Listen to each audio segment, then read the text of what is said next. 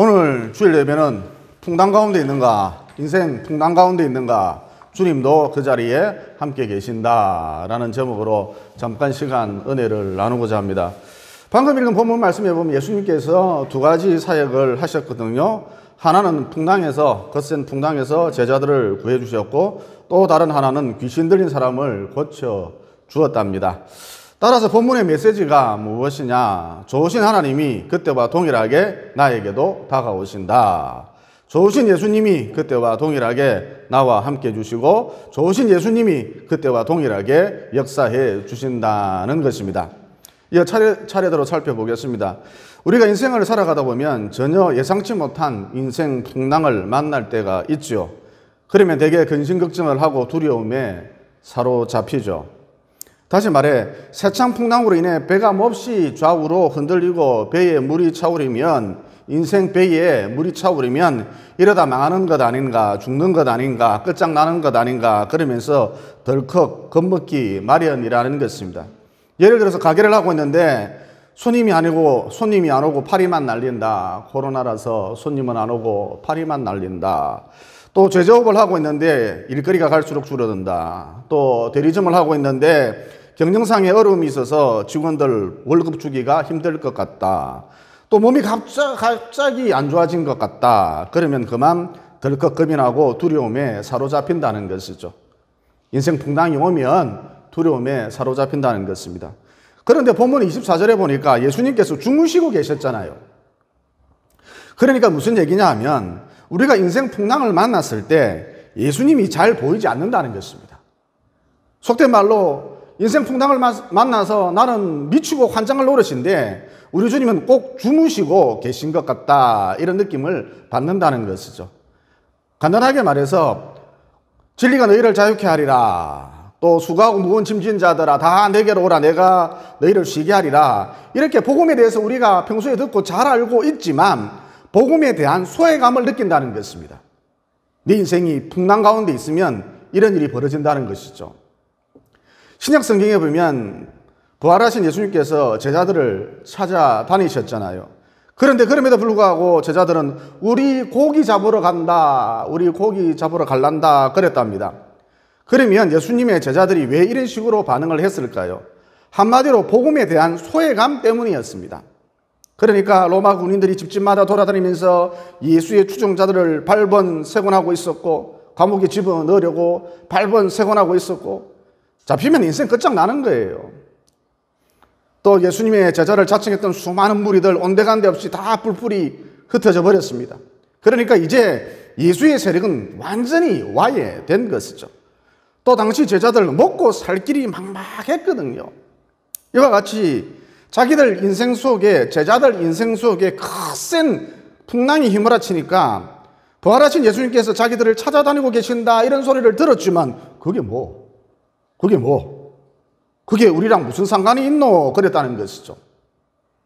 그러니까 내 인생도 풍랑 가운데 있으면, 내 인생도 거친 풍랑 가운데 있으면 하나님이 계신 것도 잘 알고 있고 예수님께서 부활하셨다는 사실도 잘 알고 있지만 진리가 너희를 자유케 하리라 이렇게 복음에 대해서 잘 알고 있지만 이게 딱히 자기 피부에 와닿지 않는다는 것이죠.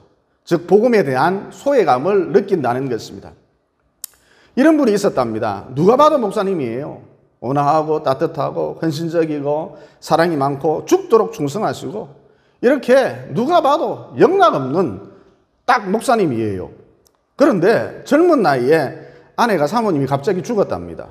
그리고 아들이 하나밖에 없는데 글쎄 이 독자 아들마저 불치병에 걸려서 날마다 병원 신세를 지고 있었답니다. 여러분 이것을 어떻게 해석을 해야 합니까? 해석이 안 되죠. 이 목사님도 왜 죽도록 충성하고 왜 열심히 목회를 하고 있는 나에게 이런 일이 닥쳤는가, 이런 일이 미쳤는가 몇 날 며칠을 곰곰이 생각해 봤대요. 제대로 밥도 먹지 않고 곰곰이 생각을 해봤대요. 그런데 해석이 안 되더랍니다. 여러분 원래 인생은 해석이 안 되게 되어져 있어요. 고난은 더더욱 그렇고요.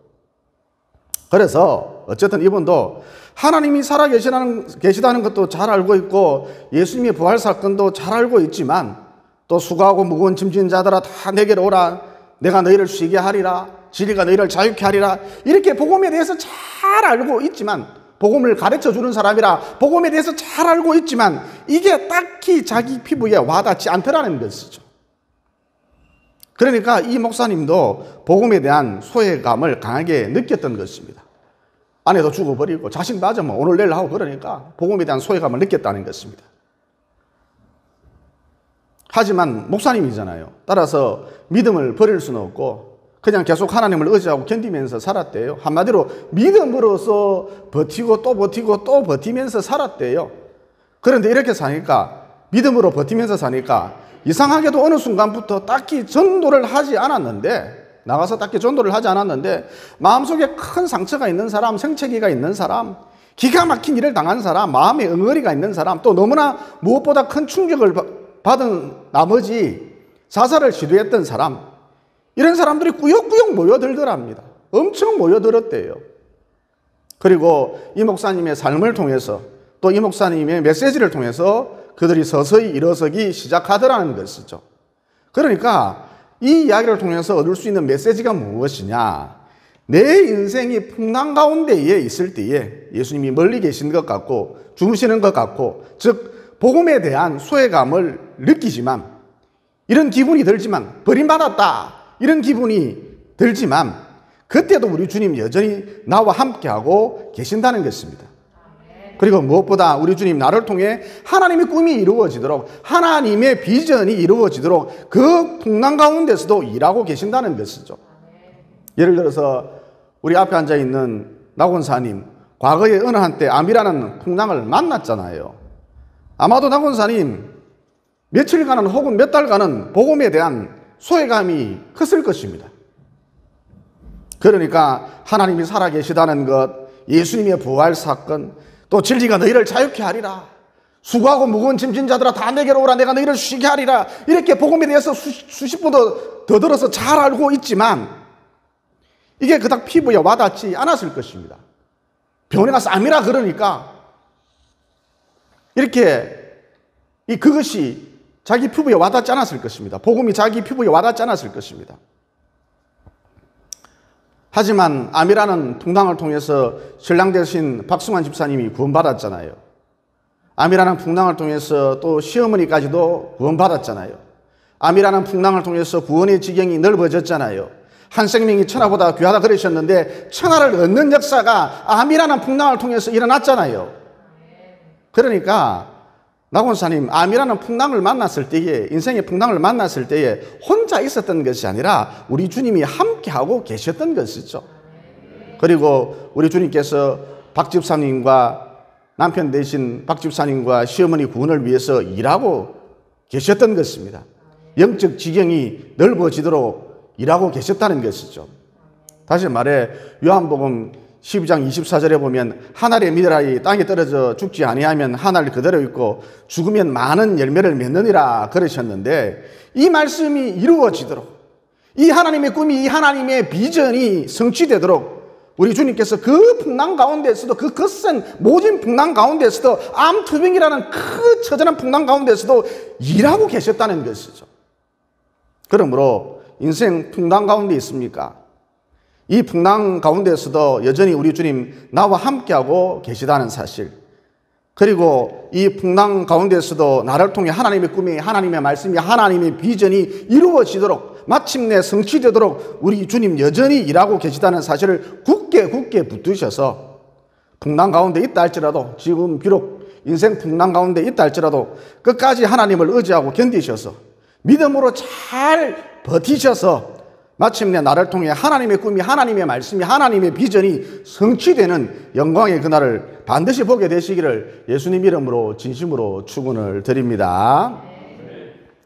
그 다음 방금 읽은 본문 말씀해 보니까 예수님께서 바람과 파도를 꾸짖으셨잖아요. 그런데 이거 좀 이상하지 않나요? 즉 바람과 파도는 사람이 아니지 않습니까? 인격체가 아니지 않습니까? 따라서 꾸짖어도 야단을 쳐도 알아듣지 못합니다. 그러면 이를 우리는 어떻게 해석해야 할 것인가?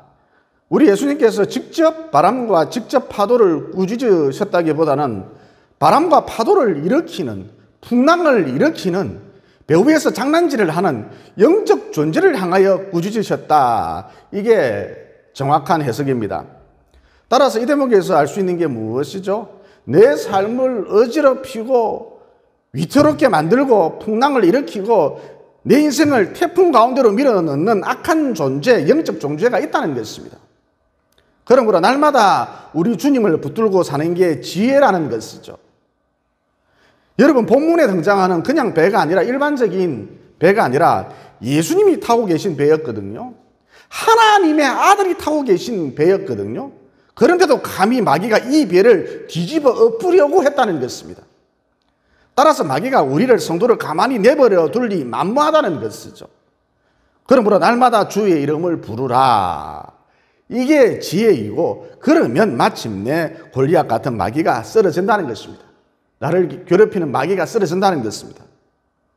그러면 이 대목에서 좀 더 구체적으로 마귀가 어떤 식으로 틈을 타느냐, 어떤 식으로 우리를 파괴하느냐. 예를 들어서 처음에는 술을 적당히 마시지만, 가볍게 마시지만 어느 순간 음주가 습관이 되어버리지요. 그러면 얼마 가지 않아서 술 귀신에게 그만 사로잡힌다는 것입니다. 그러니까 하루라도 술을 마시지 않으면 잠이 안 온다, 이런 분들, 알코올 중독의 나락으로 떨어진 분들, 한마디로 술과 관련하여서 일체 절제가 안 되시는 분들, 이런 분들은 도대체 왜 이럴까요?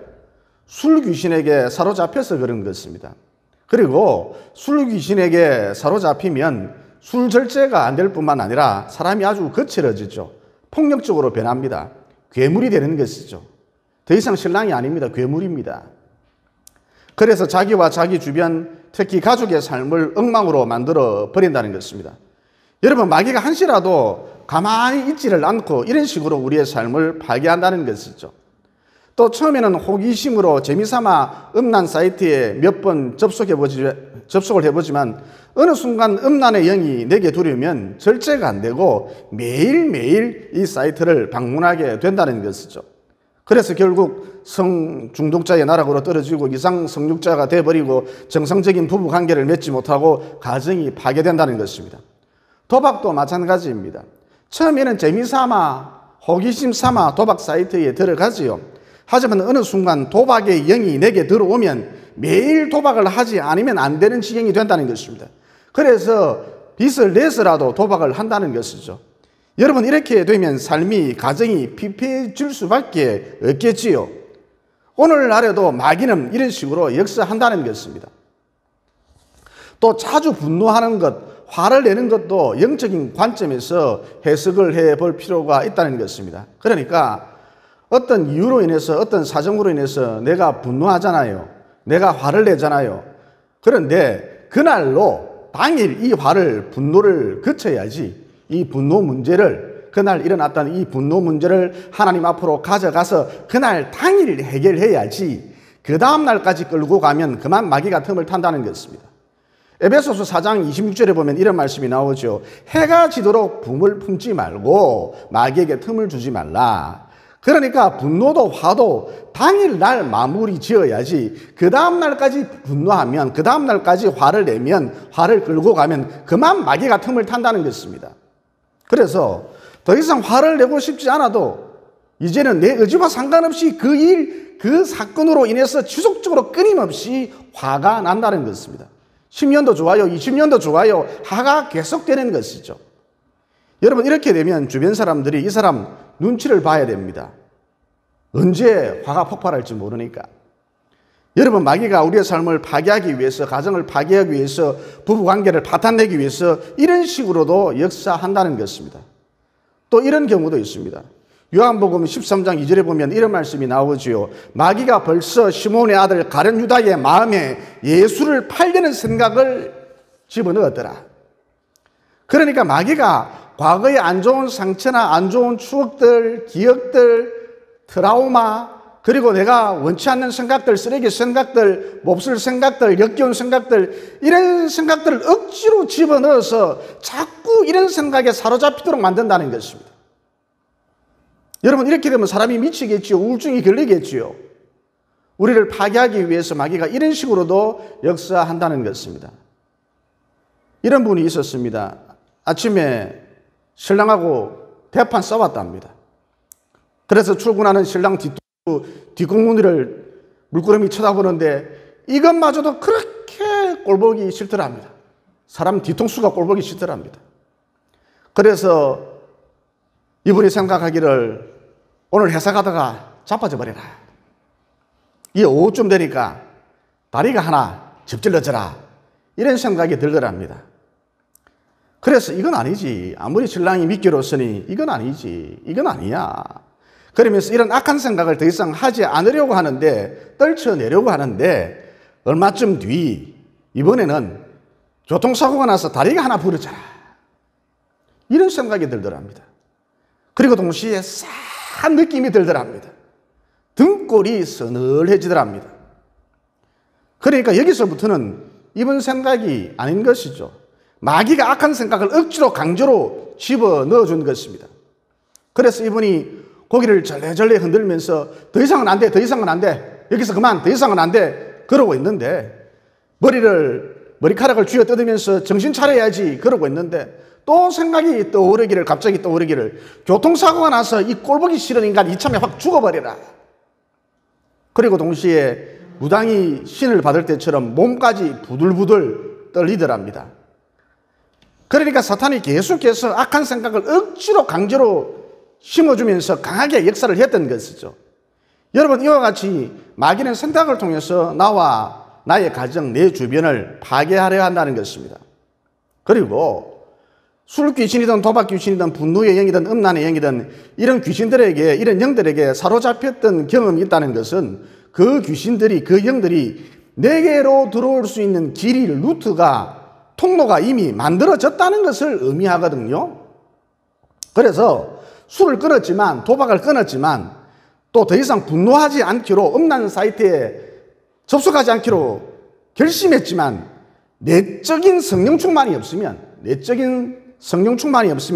다시 술 귀신, 도박 귀신, 분노의 영, 음란의 영, 이런 악한 영들이 쉽게 내게로 다시 들어올 수 있다는 것이죠.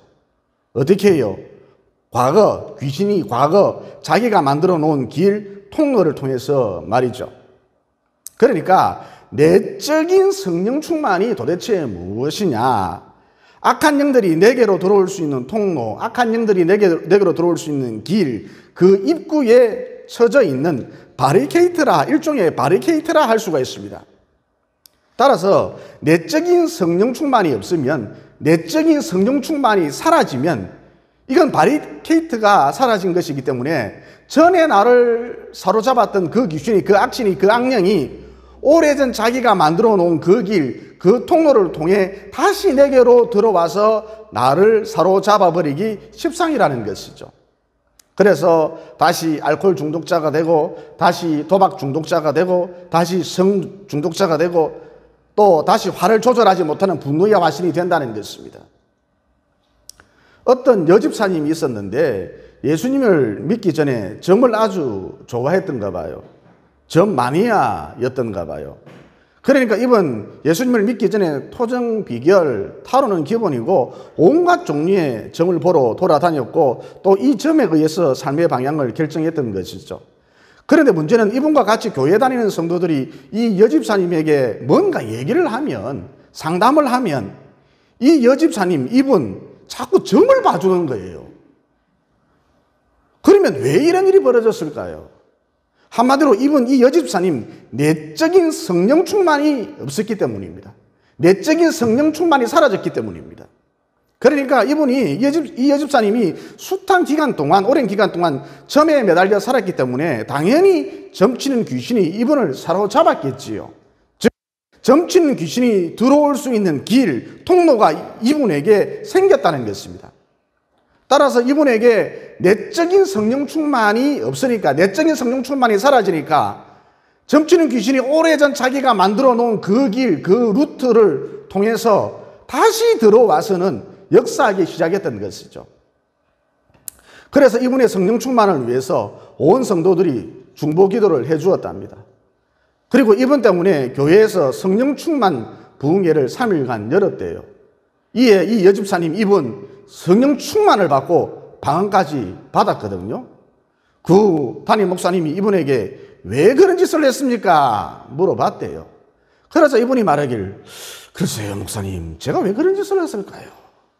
예수를 믿으면 복을 퍼뜨리고, 예수를 믿으면 감사를 퍼뜨리고, 사랑을 퍼뜨리고, 예수를 믿으면 믿음을 퍼뜨려야 하는데 제가 그만 독을 퍼뜨렸네요. 정말 죄송합니다. 제가 뭔가에 홀렸던 것 같아요.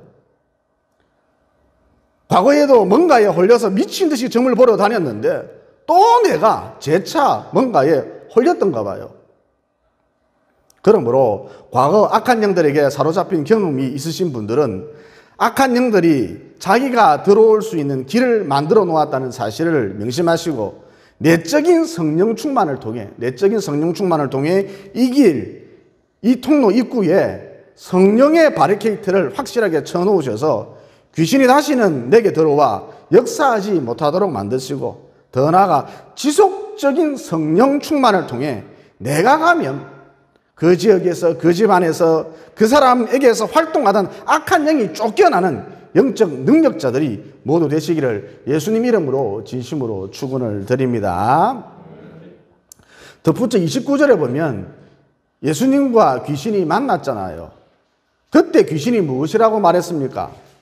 사람들은 예수님을 가리켜서 위인이다. 사람들은 예수님을 가리켜서 선생님이다. 사람들은 예수님을 가리켜서 선지자다. 사람들은 예수님을 가리켜서 예언자다. 사람들은 예수님을 가리켜서 세계 4대 성인 중 하나다 그러는데, 귀신은 무엇이라고 그랬습니까? 예수님을 보자마자 귀신은 무엇이라고 그랬습니까? 하나님의 아들이여 그랬답니다. 그러니까 귀신이 귀신같이 알아본 것이죠. 귀신이 귀신같이 맞춘 것입니다. 여러분, 여기서 이 대목에서 우리가 알 수 있는 진리가 무엇이죠? 귀신이란 사람의 직접 수준을 능가하는 영적인 존재구나. 따라서 우리는 귀신을, 마귀를 이길 수가 없습니다. 그러면 마귀를 이길 수 있는 방법이 전혀 없느냐? 그건 아니고 딱 한 가지 있습니다. 야고보서 4장 7절에 보면 이런 말씀이 나오죠. 하나님께 복종할지어다. 하나님께 복종할지어다. 너희는 하나님께 복종할지어다. 그리하면 마귀가 너희를 피하리라. 그러니까 내 마음대로 살면, 내 주장대로 살면, 내 뜻대로 살면 내가 원하든 원치 않든 마귀의 지배를 받을 수밖에 없어요. 내 마음대로 살면, 내가 결정하기 시작하면 그때부터 마귀의 종자 되는 거예요. 마귀의 종자가 되고 싶습니까? 그러면 내 뜻대로, 내 주장대로 살면 됩니다. 아주 쉽고 간단해요. 어쨌든 내 마음대로, 내 주장대로, 내 뜻대로 살면 그때부터 마귀의 종자가 되는 것입니다. 그런데 하나님께 복종하면 마귀를 제압하고도 남음이 있다는 것입니다. 그러므로 날마다 성경을 내비게이션 삼아 순종하는 삶을 사셔서, 즉 하나님께 복종하는 삶을 사셔서 영적 전쟁에서 늘 승리하는, 마귀와의 결전에서, 마귀와의 싸움에서 늘 승리하는 영적 거인, 영적 거장들이 모두 되시기를 예수님 이름으로 진심으로 축원을 드립니다. 기도드리겠습니다. 사랑의 하나님, 우리가 인생을 살다 보면 때론 거센 풍랑을 만나게 됩니다. 그때 꼭 주님은 주무시는 것 같고, 내 일에 관심이 없는 것 같고, 또 주님의 부활 사건도 진리가 너희를 자유케 하리라는 이 말씀도 내게 와닿지 않는데, 즉 복음에 대한 소외감을 강하게 느끼게 되는데, 오늘 말씀을 통해 그때에도, 그 풍랑 가운데에도 여전히 우리 주님 나와 함께 하시고, 무엇보다 우리 주님 그때에도, 그 풍랑 가운데에도 나를 통해 하나님의 꿈이, 하나님의 비전이, 나를 통해 하나님의 말씀이 이루어지도록, 성취되도록 일하고 계신다는 진리를 깨닫게 되었습니다. 그러므로 비록 지금 인생 풍랑 가운데 있다 할지라도 끝까지 하나님을 의지하고 견딤으로, 믿음의 끈을 놓지 않음으로 마침내 나를 통해 하나님의 꿈이, 마침내 나를 통해 하나님의 비전이, 하나님의 말씀이 성취되는 영광의 그날, 승리의 그날을 반드시 볼 수 있도록 도와주시옵소서. 또 과거 어떤 귀신에게 사로잡혔던 경험이 있다면 그 귀신이 내게로 들어올 수 있는 길, 통로가 이미 확보되었다, 만들어졌다는 것을 의미하는데, 내적인 성령 충만을 통해서 이 길, 이 통로 입구에, 귀신이 쳐놓은 이 통로 입구에 성령의 바리케이트를 확실히 설치하여서 두 번 다시는 귀신에게, 악신에게 사로잡히지 않도록 도와주시옵소서. 더 나아가서 지속적인 성령 충만을 통해서 내가 가면 그 지역에서 그 집안에서 그 사람에게서 활동했던 역사했던 악한 영들이 달아나는 신비한 역사가 일어날 수 있도록 도와주시옵소서. 또 날마다 하나님께 복종하는 사람, 곧 말씀에 순종하는 삶을 살아서 마귀가 나를 보면 피해서 도망하는 영적 거인, 영적 거장이 다 될 수 있도록 도와주시옵소서. 우리를 죄와 사망에서 구원하신 예수님 이름으로 기도드리옵나이다. 아멘.